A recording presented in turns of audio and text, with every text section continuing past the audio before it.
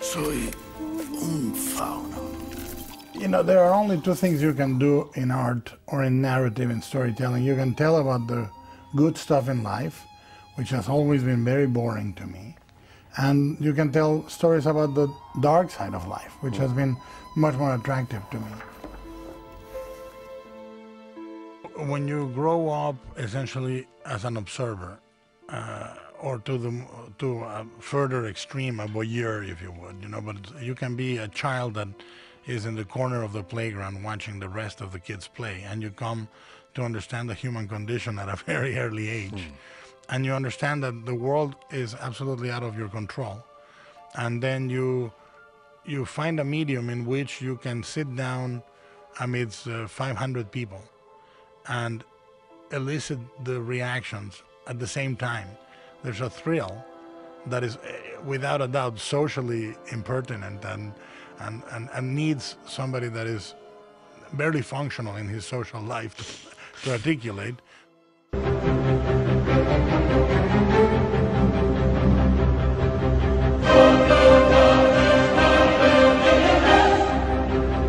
Cross came from a bunch of things. Growing up Catholic in Mexico, which is a pretty gory affair, and with the idea of vampirism as both a sacrament and an addiction.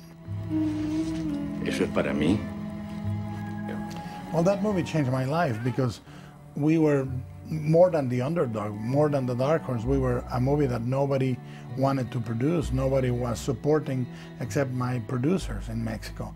And we suddenly were selected for Cannes, and literally we were all of a sudden one of the most awarded movies in Mexican film history.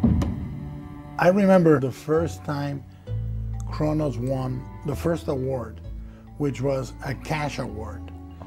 And before that award, we were in debt for $500,000. We won the award, and literally, like a beauty contest, I was crying in the stage, holding this giant check, and I was trembling, and I was really moved because A, I was happy the movie was being recognized, and B, I was not going to jail.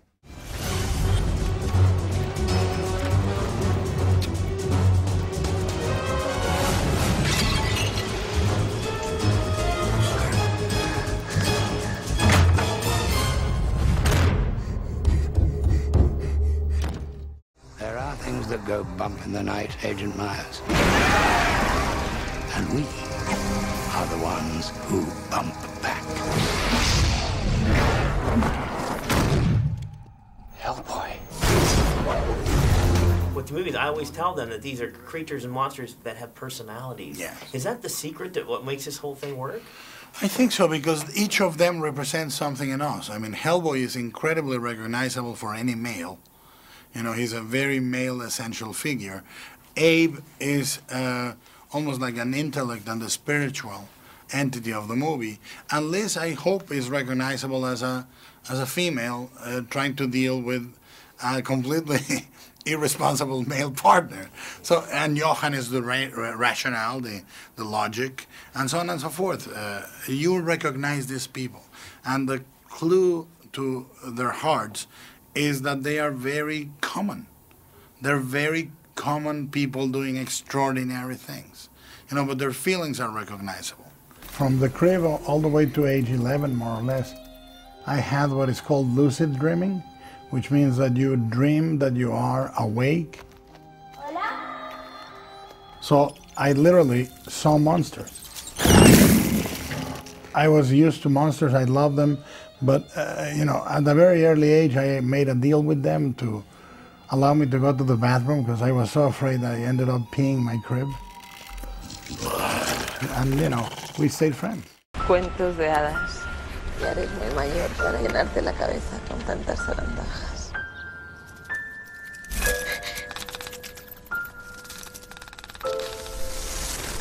The idea, it's sort of a sister movie to another movie I made called Devil's Backbone, which was already set in the Civil War in Spain, and it dealt with brutality and innocence.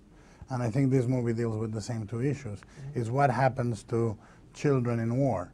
You know, in this case, it's after the war, but there is repression in the rebels in the mountains and so forth. So thinking about it, I thought it would be a movie where you could create a fantasy world that was as real and sometimes as scary or as dangerous as the real world. And I think that Devil's Backbone, Pan's Labyrinth, and Chronos, all of them, deal both with what it is to be a kid and facing horror in different forms, political, personal, familiar, social, blah, blah, blah. And each of the movies shows one side of the way kids interact with the fantastic, which is a very different way than adults do with the fantastic. Prometéis obedecerme.